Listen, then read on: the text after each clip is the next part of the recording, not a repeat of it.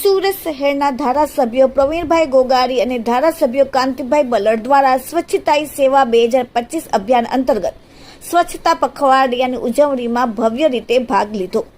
સુરતના central bus station ખાતે સ્વચ્છતા હી સેવા 2025 અભિયાન અંતર્ગત સ્વચ્છતા પખવાડિયાની ઉજવણી કરવામાં આવી હતી। આ પ્રસંગે એમએલએ પ્રવીણભાઈ ગોગારી તેમજ કાંતિભાઈ બલડ ઉપસ્થિત રહ્યા હતા। કાર્યક્રમમાં સાફ સફાઈ કરી ત્યારબાદ તમામ સફાઈ કર્મચારીઓને પુષ્પો આપી સન્માન કરાયું હતું।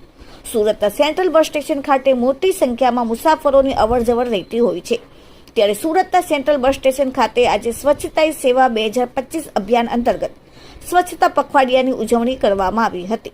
આ પ્રસંગે ધારાસભ્ય પ્રવીણભાઈ ગોગારી તેમજ કાંતિભાઈ બલડ ઉપસ્થિત રહ્યા હતા।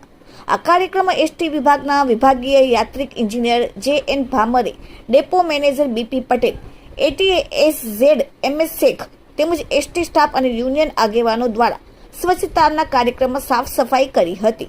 તમામ સફાઈ કર્મચારીઓને પુષ્પ આપીને ત્યારબાદ સન્માન કરવામાં આવ્યું હતું। ઉલ્લેખનીય છે કે અગાઉ પણ સુરતના સેન્ટ્રલ બસ સ્ટેશન ખાતે સ્વચ્છતા પખવાડિયાની ઉજવણી અંતર્ગત રેલી યોજવામાં આવી હતી અને લોકોને સ્વચ્છતા પ્રત્યે જાગૃત કરવામાં આવ્યા હતા। Bureau report, daily India TV, Surat.